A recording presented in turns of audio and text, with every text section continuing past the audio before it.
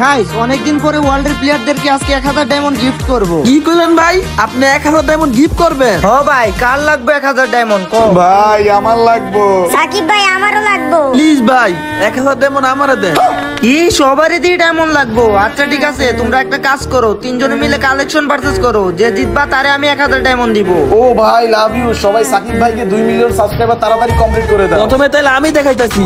এই দেখেন সাকিব ভাই, আমার কাছে ইনকিউবেটরের সবথেকে রেয়ার বান্ডেল আছে।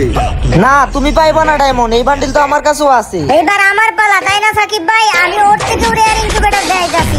এই যে দেখেন আমার ইনকিউবেটর বান্ডিল আছে আপনার কাছে। এটা দূর মিয়া, এটা কোন ইনকিউবেটর বান্ডিল হইলো? এটাও আমার কাছে আছে, তুমিও পাইবা না।